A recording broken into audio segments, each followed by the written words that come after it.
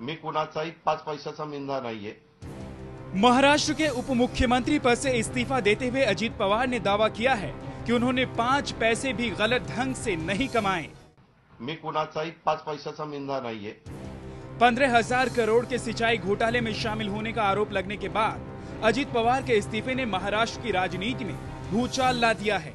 महिनों files व प्रस्ताव मंत्री कार्यालय ठेवणे हे मला कधीच मान्य नाही। आलेल्या प्रस्तावावर लवकरात लवकर निर्णय घेणे आवश्यक असते व तशी माझी कामाची पद्धत आहे। त्यामुळे जलद निर्णयाबद्दल टीकेशी मी सहमत नाही।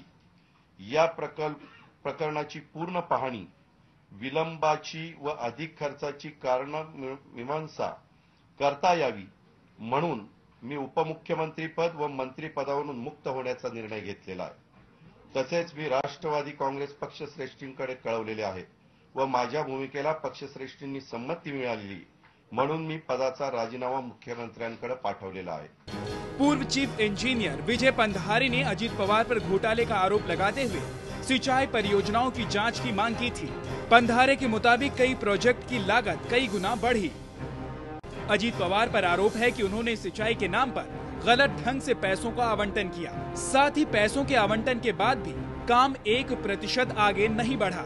कहा जा रहा है कि जिन कामों का खर्च 150 करोड़ रुपए होना था, उनका खर्च 1000 करोड़ रुपए तक बताया गया और ठेकेदारों को फायदा पहुंचाया गया।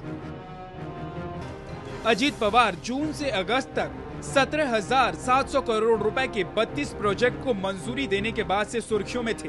उन्होंने विदर्भ सिंचाई विकास निगम से इजाजत लिए बगैर इन फैसलों को हरी झंडी दिखाई थी।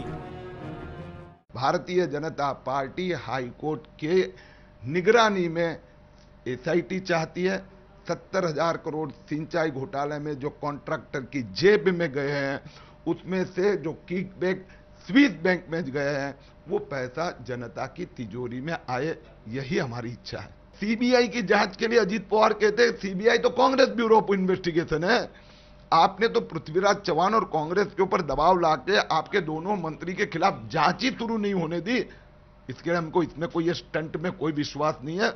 पत्र चाहो, सब राष्ट्रवादी जाके पत्र दे दे राज्यपाल को कि आप हाईकोर्ट को विनती करो एसआईटी के द्वारा जांच हो।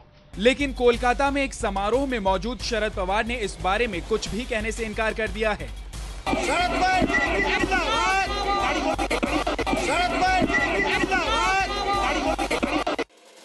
पवार तो चुप हैं, लेकिन महाराष्ट्र में एनसीपी का एक धड़ा सरकार से अलग होने की मांग कर रहा है।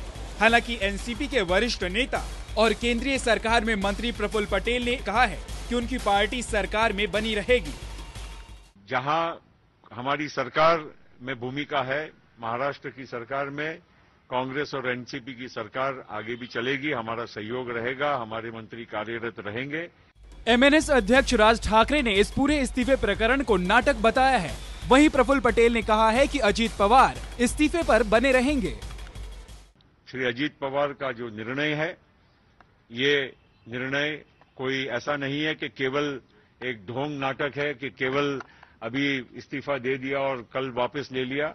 श्री अजीत पवार का इस्तीफा उन्होंने बहुत सोच समझकर उन्होंने दिया है और पार्टी ने भी बहुत सूझबूझ के साथ, हमारे नेता ने उसको अनुमति दी है।